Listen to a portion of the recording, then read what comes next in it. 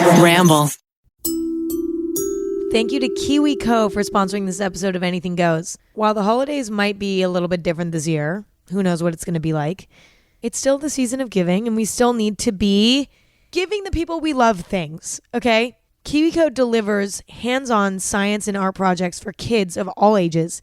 With a KiwiCo gift subscription, kids can engineer a walking robot, design a paint pendulum, conduct bubbling chemistry experiments, and more, all from the comfort of home. Your child can get super cool hands-on science, art, and geography projects delivered to their door every month. Each colorful crate comes with everything needed to spark curiosity and kindle creative thinking so that the kids can get started right away. They might not be able to go to any fun places for the holidays, but you can give them a whoa, awesome experience with KiwiCo. With different crates for kids of all ages, there's something for every kid on your list. And there's no commitment, so you can pause or cancel anytime. Get 50% off your first month, plus free shipping on any crate line with code CADENCE at KiwiCo.com. That's 50% off your first month at KiwiCo, KIWICO.com, promo code CADENCE. This is something I would have loved as a kid. I was very much into art and science. Those were like the only two things I cared about growing up. Thank you, KiwiCo. Hi guys, welcome back to Anything Goes. How are we doing? I'm dehydrated and I think I'm getting a migraine. So that's good news. No, it's not. It's bad news. But I literally woke up in the middle of the night last night at probably around 4 a.m. and I realized that I was dangerously dehydrated. And it was concerning, but instead of going and getting a glass of water from the kitchen, I just went to the bathroom sink, turned it on, put my head under, took a few gulps, and then went back to bed. So things have been better for me, but things have also been worse for me. I'm feeling very good. I'm in a very good headspace right now. So that's why I feel like it's a great time to do advice session number 4, baby. I'm going to be giving you guys advice today about things that are going on in your lives, okay?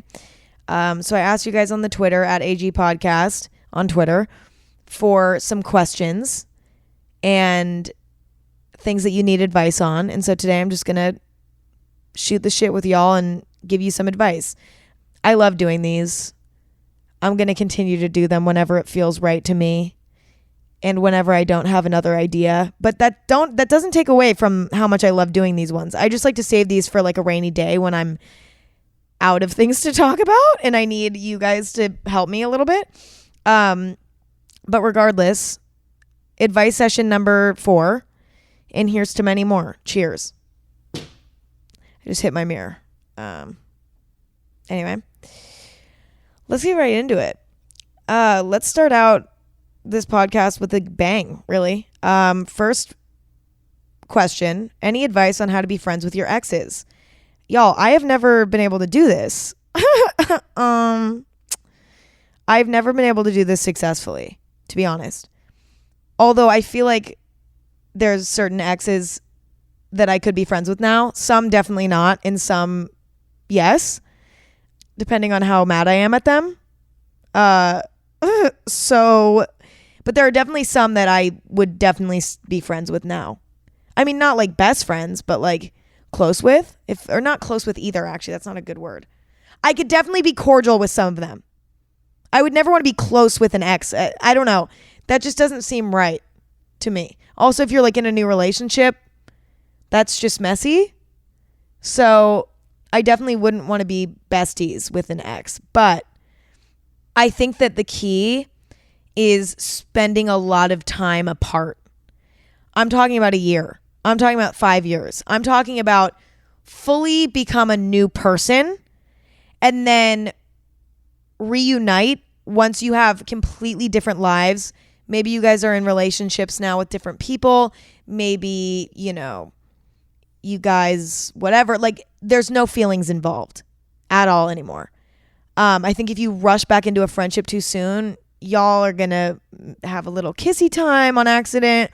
And then it's going to be even more painful when everything ends again, inevitably. So I recommend literally not speaking to this person for as long as fucking possible. And then once you feel like you genuinely don't care about them anymore, in that way, then I think being friends could work. Otherwise, no. Unless the relationship was something where you guys never really liked each other, because that happens. I think that sometimes you both are like, I don't like this person anymore. And it's like a mutual thing. I think in that scenario, you could probably be friends a lot sooner. But if you were actually like really in love with this person, your ass is going to wait for a while before that shit won't sting. But I also think that at a certain point in your life, like if 5 years do go by, I don't really see why you would want to be friends with your ex. Like in most scenarios. I think in most scenarios, you're like, that's not a friendship that I need. But if it is and it's something that you want, then wait until you're completely over it. You've kissed many other people and you've dated other people, hopefully. Or you've just found yourself and fell in love with yourself in a way where you don't give a fuck about them like that anymore. Then it's friend time. Next. I need advice on staying motivated. I do aerobic gymnastics and I've been training at home since March. It's not the same anymore and I feel like it's pointless to keep training hard. I totally get it. I was a competitive cheerleader. Oh, Emma brings this up again. Shut the fuck up. Okay, I know. I remember during the summer, being a cheerleader, we would just be training and training and training and training and it felt like there was no end in sight. And there was also no like immediate goal because competition would be so far away that it just felt like we were training for nothing. At least to me, the thing that you need to remember is that you will be back in the gym, back competing, back performing, whatever, eventually. And it's going to feel so good when you get out there and you finally get to go back and do your thing. Don't give up, okay? You're going to be a little bit angry at yourself if the time comes around to get back in the gym and you quit. You know what I mean? Because that time will come. And for now, just try to enjoy it as much as possible. But it's going to feel so good when you get back into it. And just picture that every time you're training and you're struggling. Just be like, when I get back in the gym, this shit's going to be fucking awesome. All right, somebody said I need fashion advice. I'm a guy and I really want to upgrade my style for school this year, but I don't know how. What are some good basics to have in stores to shop at? Okay, I got you. So, obviously I don't really know your style, but I would say a good pair of Dickies, a good pair of jeans, Levi's preferably, vintage also if you like a more comfortable jean, because I love vintage Levi's, but those are also really annoying to find, so Levi's will do. A nice pair of like blue jeans that have like a great wash on them. Okay, some go-to sneakers, high top Converse, for example. Maybe some Air Force Ones, maybe some Nike Dunk Lows, maybe some Vans. I mean, a good go-to shoe. Like maybe even some cool Nike Blazer mids or whatever those are. Stuff like that. Have a go-to sneaker. And then get a bunch of cool hoodies, a bunch of cool t-shirts, all of that. You can get that stuff from Urban Outfitters. You can go to a thrift store and go into the hoodie section and the t-shirt section. They have a bunch of cool hoodies and t-shirts that are kind of interesting, that are super affordable. So that's a great move. You know, maybe get a cool hat. You can also thrift hats, although I don't recommend that because I feel like that's a recipe for lice. Depop also has a lot of really good stuff that can be really affordable. If you just look up vintage t-shirt or Nike Blazer mid shoes on Depop, you can get some really nice discounts and some more unique pieces. So that is my recommendation. And if you want to know who to look for fashion inspo, go on Pinterest and look up your vibe. If you like want to dress kind of skater boy, look up skater boy outfit inspo. If you want to be a little bit more casual, you can just look up cool teen boy casual outfit inspo and just go on there. Also, you can just look up trendy outfits in general, get some inspo from there. You can do this. Next, somebody said advice on feeling inexperienced. I'm 19. I've never kissed a boy or had a talking phase with somebody. I feel like it won't happen ever because everyone's so ahead of me. I feel like I've already touched on this, but weirdly I want to touch on it again. because I feel like I didn't give this little piece of advice. I've already talked about this in another episode, I'm convinced. Because I was also inexperienced growing up, kind of. I was definitely kind of behind in my friend group a little bit. But here's something that I don't think I mentioned before, and it's that if you're dealing with this, there's definitely a guy in your situation that's also going through the same thing. Not everybody's super experienced, okay? So there's somebody for everybody. And there might even be somebody who's super experienced that like can help make you feel comfortable through this process. Obviously not in a fucking creepy, gross way, but like in a nice, nurturing way that's not creepy. Just remember that you're not dealing with this alone. There's a lot of guys that are in the same spot as you. And there's also a lot of guys that would love to, you know, date you and help you with that process. So there's nothing to worry about and there's no rush. Somebody said, do you have any advice on forgiving people? Well, yes, but it takes me some time sometimes. I think that the key to forgiving people is to fully heal from it and to give yourself space from that person and to really reflect on why they did what they did. And in a lot of scenarios, I think that putting yourself in their shoes, truly, for a minute, and being like, why did they do what they did? Let's say your boyfriend cheated on you. Ex-boyfriend, hopefully. They cheated on you. And you're like, why would Jeremiah cheat on me? I was such a good girlfriend. What the fuck? But then you think about it and you're like, okay, he's been having a lot of self-esteem issues. And his parents have been fighting.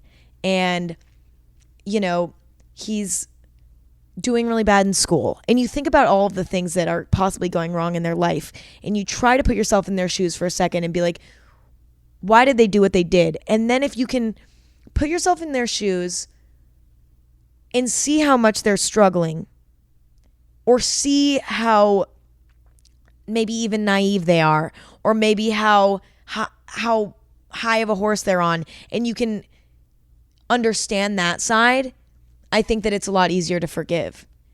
Like, for example, I had somebody in my life who like said some shitty things about me behind my back once we kind of ended our friendship of sorts.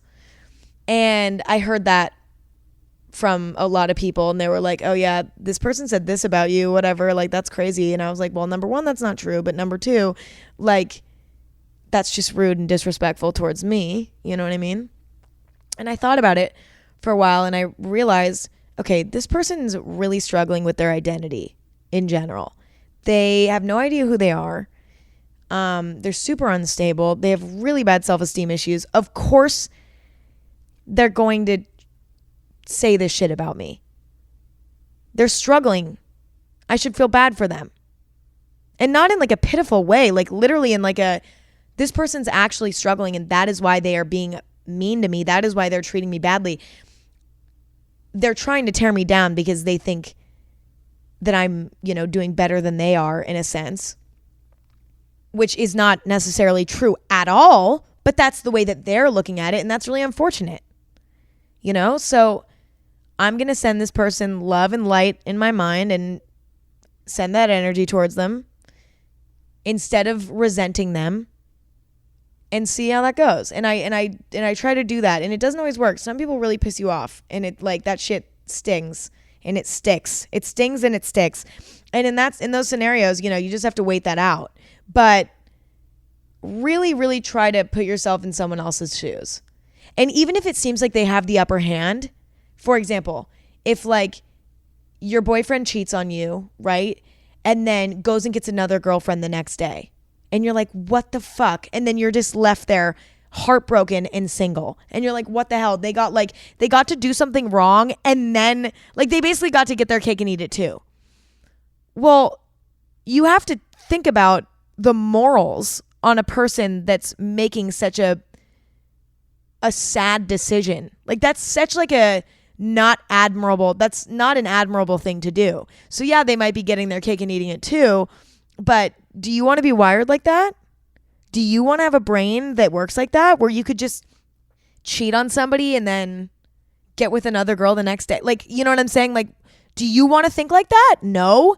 What type of shit is that going to cause you down the line? You're going to end up pretty sad and lonely if you don't change that mindset. So you don't want to be like that, right?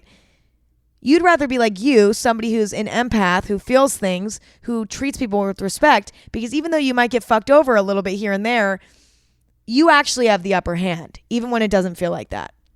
And so trying to understand these things and fleshing them out can help you forgive, because part of forgiving is almost feeling bad for them about why they mistreated you.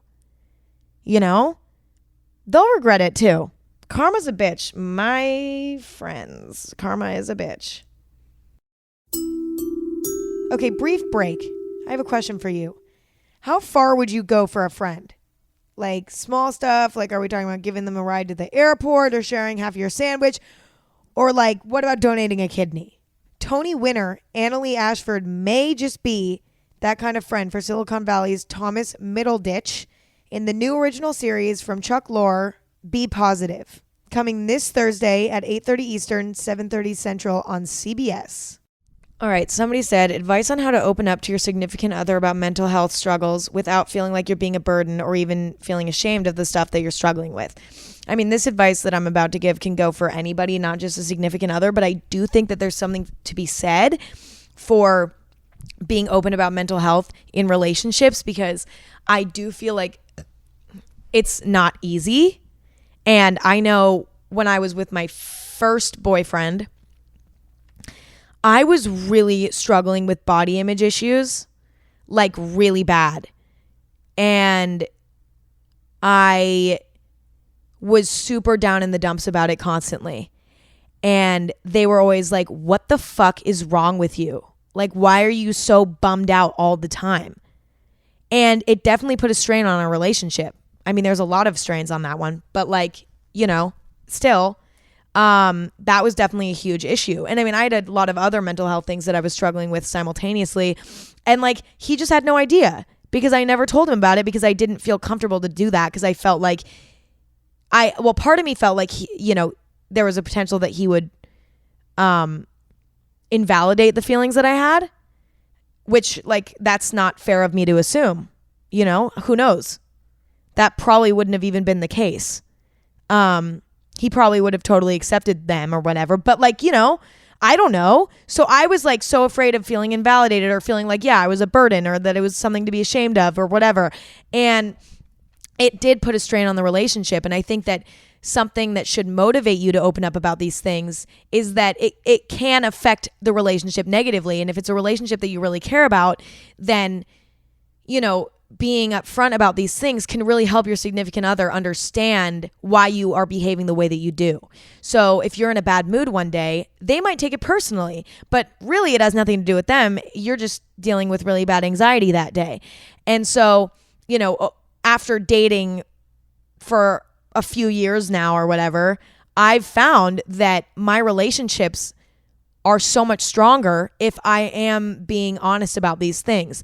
And if I didn't have a good day, I say it. It's sometimes hard. Sometimes takes me a second to get it out. Sometimes I have to warm myself up a little bit. But once I do, number one, it proves to me that my significant other cares about me, because I can see that by the way that they're responding, that they empathize with me and that they love me and care about me through their reactions to my venting about my mental health, whatever. But also it allows them to help me. You know what I mean? They can't help if they don't know. So I think that when you catch yourself in a mood, or you catch yourself, you know, in a bad spot, right? Like, let's say you go and you hang out with them and you're really bummed out and they're like trying to figure out what's wrong and you just don't get into it. That's a great time to get into it. And that's a great time to start that first conversation, is when it's clear that something's going on. You know what I mean? And they're obviously kind of picking up that something's going wrong. You start it by just being like, listen, I'm bummed out and I don't want you to think that it's about you, because it's not at all. This is not, I don't want you to take this personal and like resent me, because I can guarantee this has nothing to do with you. I hate bringing this up. I don't like talking about it. it makes me uncomfortable. It makes me feel like I'm a burden, but I really want to let you in on this part of my life because you are one of the go-to people in my life and you need to know about these things so that we can have a better understanding and our relationship can be just that much stronger. And so, you know, talking about that with them when you're struggling when you're specifically struggling, I think could be a great way to open the conversation. And then after that, it's just going to kind of flow, right?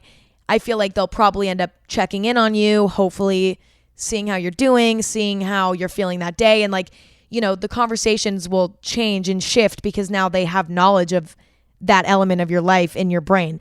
And so, I mean, I know for me, like I have really bad anxiety, so bad sometimes, not all the time, but sometimes it's really bad. And so in a very recent relationship, I've like had to open up about these things a little bit. And I keep it light, but I like get anxious and I spiral myself into these fucking crazy deep dark holes about shit all the time. And my friends and family are all used to it. But like when you're in a new relationship, you need to be like, listen, I'm really an anxious person and I fucking drive myself nuts with this shit. And like, even though it's probably irrational and dumb, it really will freak me out. And so I'm going to need to bring these things up to you sometimes, or like bring shit up to you that's stupid, like just to get it off my chest. Does that make sense? And like, it, you know, kind of having your significant other be aware of that almost relieves a lot of your discomfort and it makes you feel like a lot safer. I don't know if I explained that well, but anyway. Okay, next one. Somebody said, hey, Emma, sometimes my friends shame me for my body count because it's lower than theirs. How do I not feel like shit about myself because I haven't been with as many people? Sometimes it makes me feel like I'm not good enough. I love you. So this question is awesome, but I also want to touch on both sides. Like your body count being really high or really low. I'll start with your body count being really low. I mean, I've never really understood why people put so much pressure on body count in general.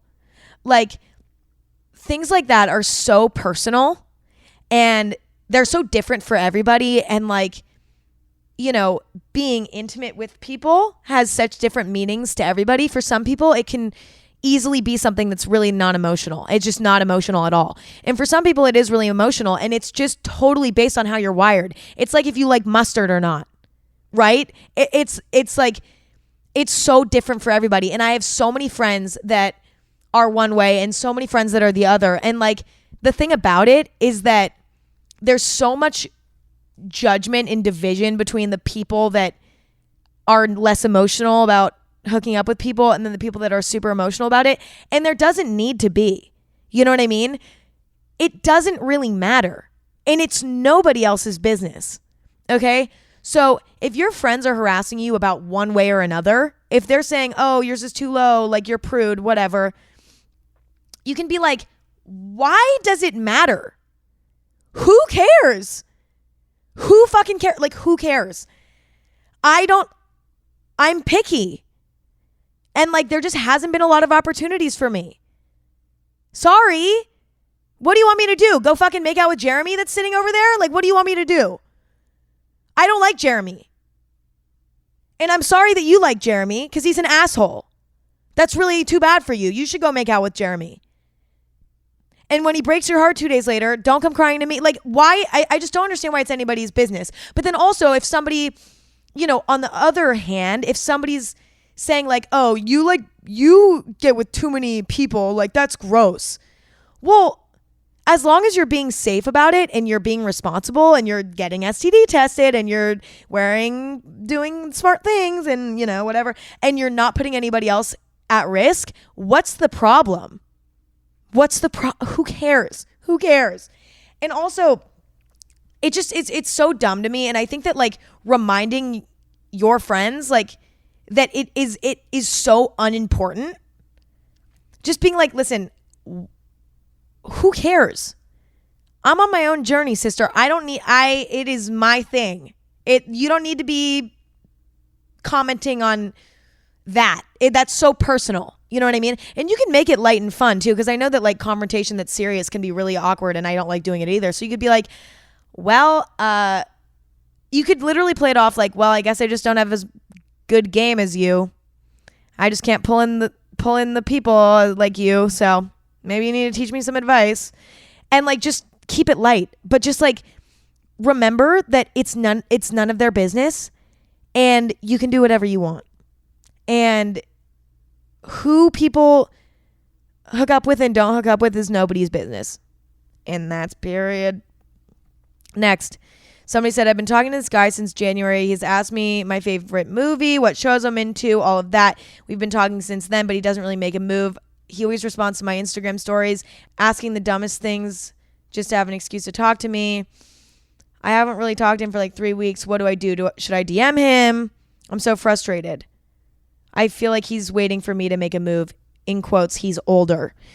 Okay, so in my opinion, I think that you should make a move if you're interested, because I think a lot of times people will get discouraged if they feel like they're not getting the same effort in return, or they're not getting any effort at all.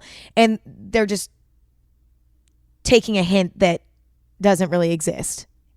Like, they probably think that you're not into it, and they probably feel kind of stupid right now, and that's probably why they stopped talking to you, because they were like, well, if this person cares, then they'll hit me up.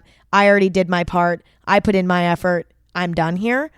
Not everybody's going to persevere through the rejection or through the minimal effort. The people that do are special, but not a lot of people do that.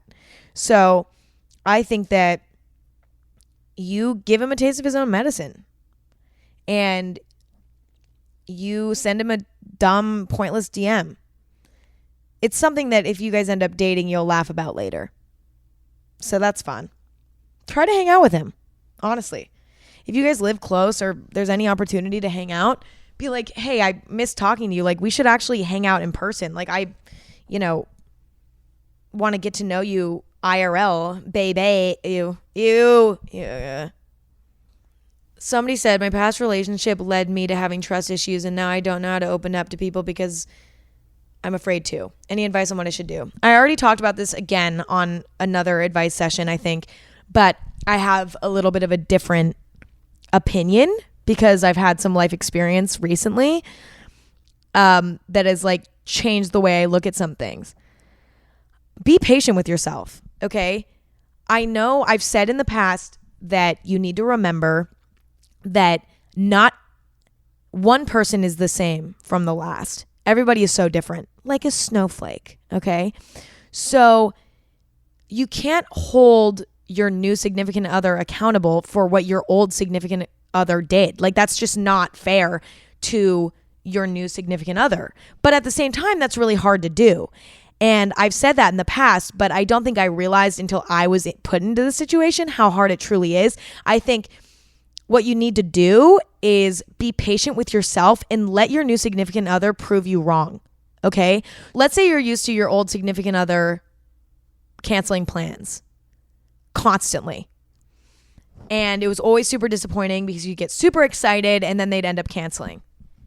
And so now every time your new significant other makes plans with you, you're constantly expecting them to cancel. Wait for them to prove you wrong. Don't give them an attitude. Give them the benefit of the doubt a few times. And if they do the same things, then that's a conversation you need to have. And you need to be like, listen, this is something that like I've dealt with for a long time, and it like I take it personally and it really hurts my feelings. Like I don't need, you can't be making plans with me just to cancel. Like that's a decent example. Or if you're used to your significant other cheating on you, for example, and so every time you're not with your significant other, you're paranoid about them cheating, wait for them to prove you wrong.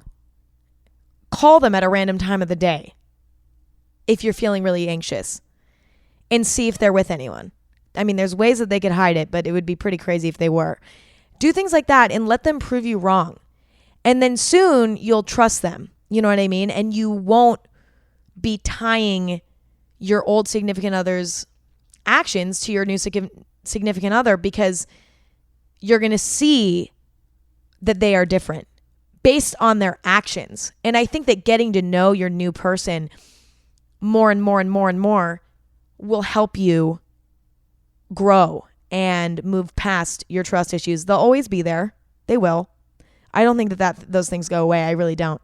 But I do think that really helps. And I also think that if you feel comfortable enough talking to your new person about your past and like what people have done to you can really help too, so that they know what triggers you to be super anxious and have trust issues. Like let's say you're not the type of person that can't be texted all day because when your ex did that, that meant that they were cheating.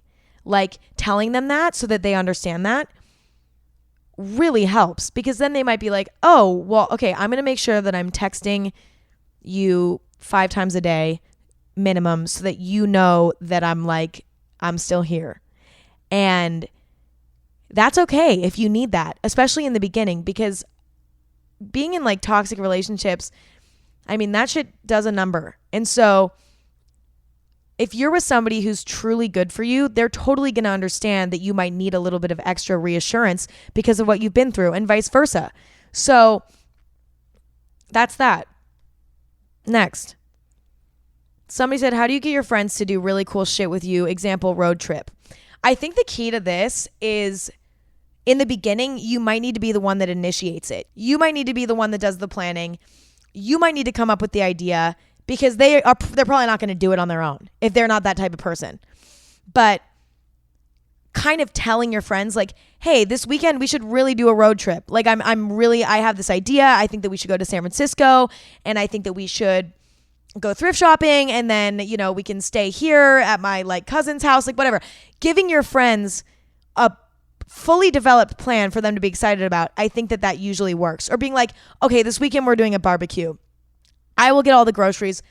You guys just show up at this time. And I think that like kind of being the one who initiates it in the beginning is going to really help create that kind of culture within your friend group. Because I think that it's really easy for friend groups to kind of get bored and end up doing like boring shit, like sit in a basement for hours. I used to do that with my friends in high school, and it would get really toxic really quick because we would all just be doing nothing and we weren't doing anything fun. So then everybody would just end up arguing. I feel like if you do cool shit with your friends, it actually creates a stronger bond and a healthier friendship, because just sitting around and doing nothing with your friends creates drama. And let me be the one to tell you that. Okay, so somebody said, I was speaking with my therapist yesterday about life values. And she told me to think of somebody I look up to and think about what their most important life values were. So what are your top 5 values in life? Well, number 1, huge compliment. Thank you so much for looking up to me in any way. That's makes me want to cry. Probably going to start crying after this. I would say my top 5 values. I really want to get into this.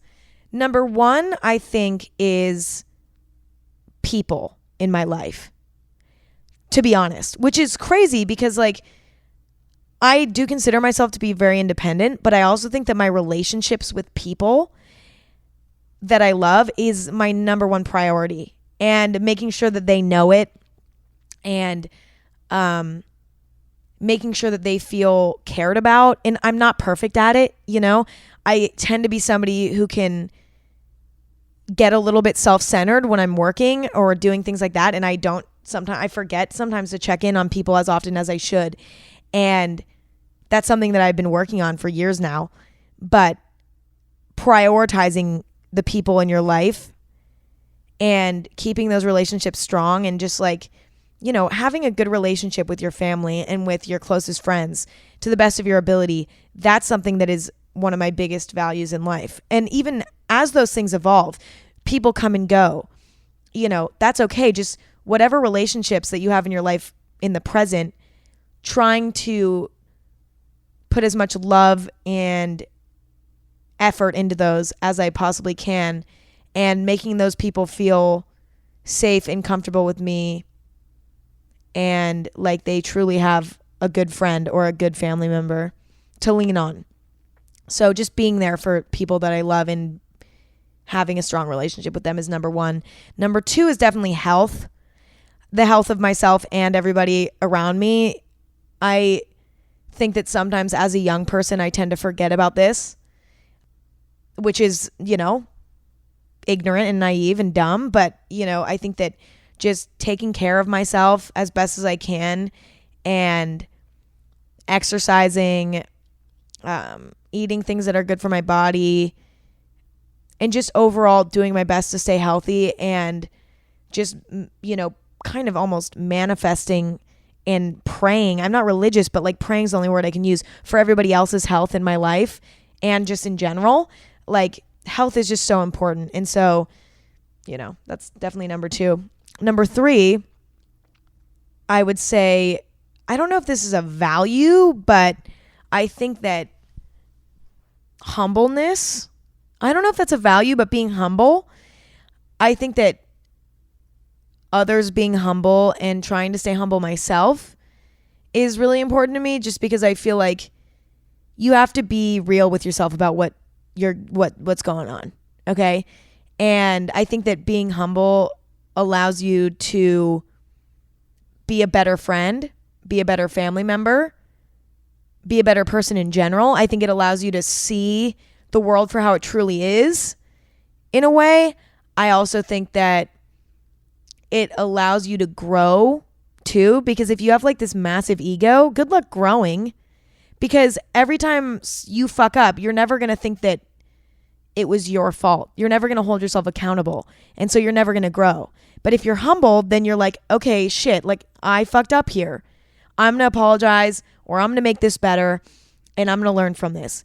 But if you have a fat ego, good luck. Number 4, I would say honesty as well. Just trying to be honest and transparent with people as much as possible and not sugarcoating shit. Obviously a white lie here and there. Let's say your friend puts on an outfit, you think it's hideous, and you say, that is the best outfit I've ever seen. I'm not talking about shit like that, but I'm talking about like important stuff. Being honest with yourself, being honest with others about, the big hard hitting stuff, and just being honest and transparent to the best of your ability. That's always, nobody's perfect at that. Okay. I'm not saying that being perfect at that is something that like is my value. I think the value to me is more striving to do that as much as possible. And last but not least, I would have to say loyalty to people. I think that this is especially in relationships. I've just always been really loyal and made it my goal in life to be as loyal as possible. And again, I'm not perfect. I mean, I've never cheated on anybody, so that's not what I'm saying here. But I'm not perfect. You know what I mean? But I think that surrounding myself with loyal people and being loyal myself is a huge goal for me. And I do my absolute best to have that in my life, whether it's me or it's the people that are around me. And I think that when you find loyal people, whether it's your parents or your siblings or your significant other or your best friend, like finding loyal people is so important, because life throws a lot of shit at you. And you want to have people in your life that you know would be with you through thick and thin. And I think for me, because I'm in the public eye and things are a little bit more shaky for me, finding loyalty is really difficult. And there's a lot of people that want to switch up on you real quick.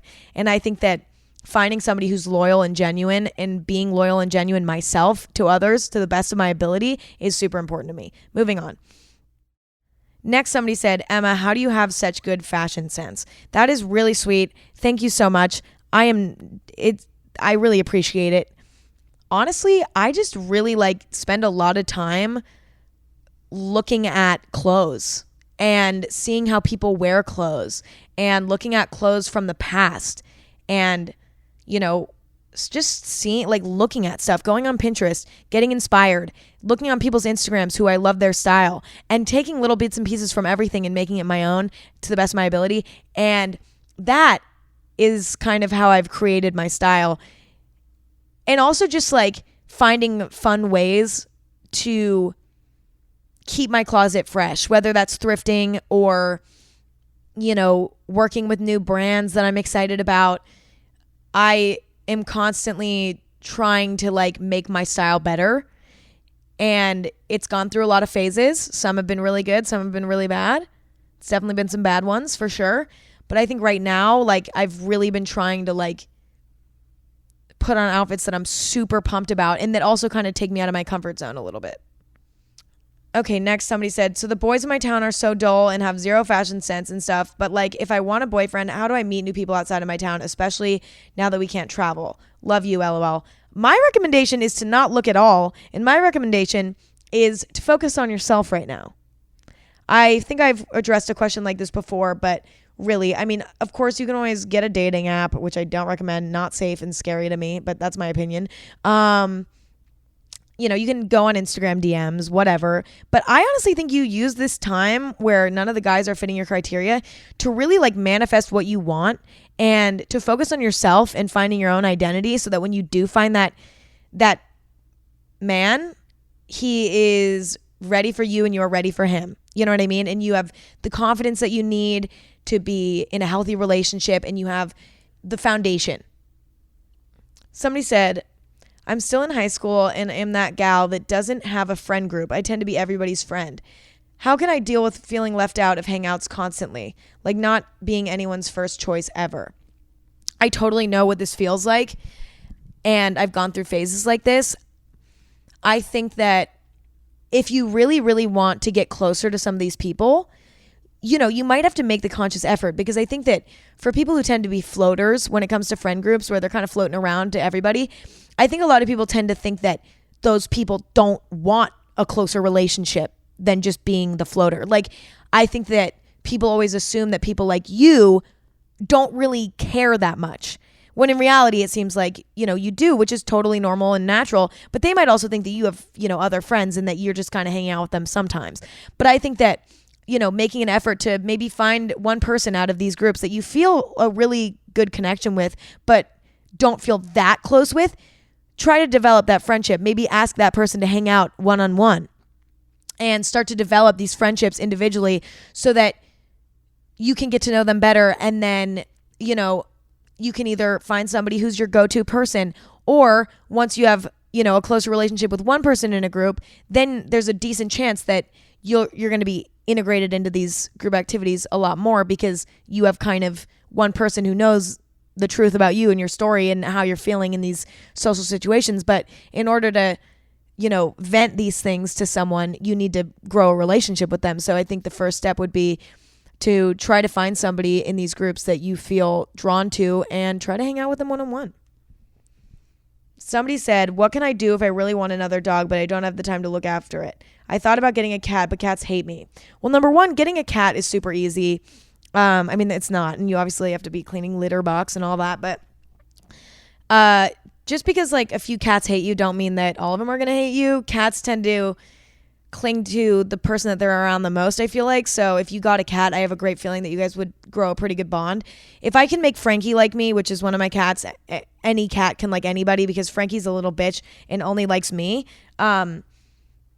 So like that says something. But also don't ever get something that you don't feel like you can take care of, because you're just going to regret it down the line and it's going to cause so much more work for you. So really think about this, and also maybe even just get excited about getting a dog in a few years. Like start thinking about that and like what kind of dog you want, and do some research and spend the time that you would normally spend petting a dog or walking it, doing research on what type of dog breed you want when you're older. And then, you know, you can try to find one when you go to rescue or adopt or whatever. I recommend rescuing. That's what I always do with my pets. But yeah, do some fun research and whatever, and spend your time doing that instead.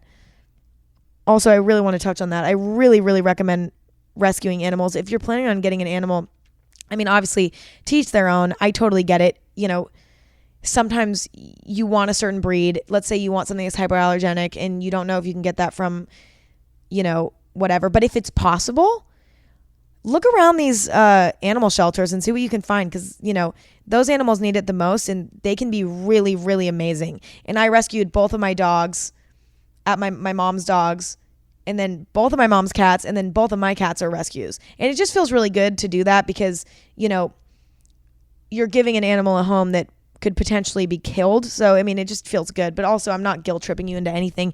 You can do whatever you want and I will never judge you. And I'm just giving my little 2 cents and my little advice, but whatever.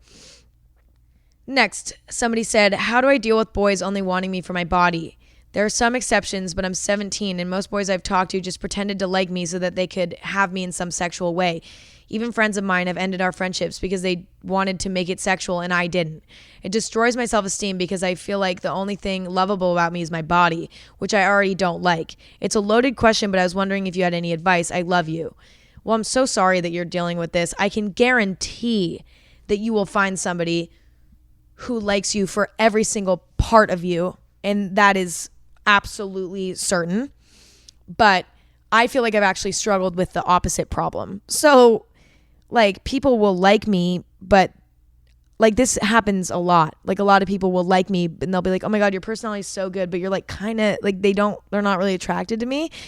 Especially like before I went through puberty super late and I was a really late bloomer. So like, it took me a really long time to kind of have any dude attracted to me at all because I just was so like underdeveloped. And it was tough because it was like, it made me feel so unattractive and like really gross and embarrassed or whatever. And even after I went through puberty, I've had phases where just like I didn't feel good about myself and I like, whatever. And then that showed through and then nobody liked me and whatever. So I think the key is to be patient and to remember that that is not true. Don't give these people the time of day. If you start to sense that they're using you for something, shut them down immediately.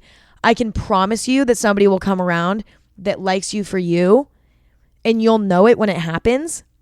But for now, just keep shoving those people out of your life one by one if you have to. I don't care because these people don't deserve you and they don't deserve your body either because that's not how this shit works. You know what I mean? And I can see how that would affect your perception of yourself negatively, but you have to remember that especially in these teen years, a lot of people are not making decisions with their mind. They're using their weenie, but I can guarantee that guys do grow out of it. A lot of them do. Not all of them, but a lot of guys grow out of it. And, I think you just need to be patient and hold yourself to a super high standard and don't let these people, use you. Remember that you're a bad bitch and that you deserve the utmost respect and appreciation from any guy that gets to speak to you, period. That is the damn truth, and don't accept anything less. This will pass, I promise. Somebody said, how should you act with your close friend after they gain a huge following? I get that nothing should change, but maybe a way of being supportive or help with the hate that they get.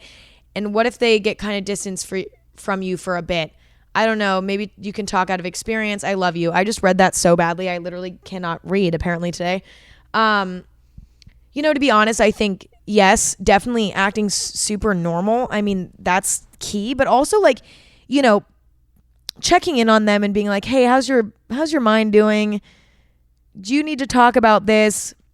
I'm always here to listen. Just being like a shoulder to cry on and an ear to talk to is great. But also I think giving them space can be really important too, because I think when you like gain a following, it can like really, really like rock your world. And I think that sometimes your friend may not be emotionally available. They are dealing with something that's like really life altering. And so I think that, being understanding and kind of forgiving of them in the beginning when they're trying to figure out what the fuck's going on, they might not be like able to be as available for a little bit. And I think being understanding of that is super helpful, but also always being there at the same time, I think is really helpful. And it might seem like, oh, well, that's not fair to you as a friend, but also it passes. So it's like they're going to even out and be normal again at some point. It like their brain will even out and they'll figure it out. But in the very beginning, like there's a lot of turbulent stuff that goes on. So just being supportive, being a shoulder to cry on, inviting them to things that will help get them off their phone. All of that is so important. and being understanding too if sometimes they can't respond to a text all the time, or sometimes they're, they go missing for a little bit because they're dealing with the craziness that it can be. I think that that's really, really helpful. Somebody said, I have a really hard time with living in the present moment. I'm either super nostalgic and stuck in the past, or I worry about the future too much. I feel like this leads me to being sad for no reason and anxious. Advice? I got you. I think that the key to this is finding things to do in your day-to-day life that force you to live in the moment. Going to the beach with your friends. Going for a drive with the windows down. Listening to music really loud. Stuff like that forces you to live in the moment. Doing activities force you to live in the moment that are fun and exciting. That's why for me, I've recently made it a huge priority to celebrate life on the weekends. You know what I mean? I used to never do that. But recently I've realized that, being around the people that I love and like celebrating being alive, like doing things like going to the beach and like, going on long drives, or like going and getting really fun food from like a diner, or like, whatever. And like doing those things with people that like make you feel good. That's the stuff that forces you to live in the moment. And that's what pulls you out of that nostalgic mindset, because I think that you tend to get nostalgic when you're like, oh my God, I used to have so much fun back then. Well, if you literally force yourself to make new memories, you'll end up forgetting about the past because you're thinking about the present. And then day by day, the past will get farther in the past, and you'll be able to push those thoughts away so much easier. Somebody said, how to know when it's time to separate from longtime friends, or how to set better boundaries late in the game so that you don't have to separate. I think that like there's obviously some situations where like you need to just cut this person off. I think that if they're being toxic, if they're being manipulative, if they're judgmental, if they're too clingy in like a negative way that's like controlling, those are all reasons, in my opinion, to just kind of hit the road. Sorry. But if you think that like this is a relationship that you think could like last and that you don't think needs to go bye-bye time, I think that you just start acting really busy. And, you might have to say a little white lie here and there. But I think that creating some distance between you and this person in a way that seems organic can not only give you peace of mind to see like, is this somebody I need in my life or really want in my life? Or is this just somebody that I'm keeping in my life to avoid conflict, right? And I think that getting some space from them will help with that. But then also, it'll allow you to have more time to hang out with new people. It'll give them time to do the same, and it'll make the relationship and the friendship less dependent. So that's my advice on that. Anyway, I'm going to wrap this up because I need to save some topics for the next time I decide to do advice session, because I'm starting to feel like there's only so many problems that people have in this world. But anyway, I hope that this was helpful, and I hope that these aren't too repetitive. But I really enjoy doing them, and I love hanging out with you guys for the hour that I do. And I hope you guys are all having an amazing day, and I love you all. And I'm really hungry, and I need coffee, and I have a migraine. So I'm out of here. I love you all so much. Thank you for tuning in, and thank you for being awesome. And I will see you next week. Peace out.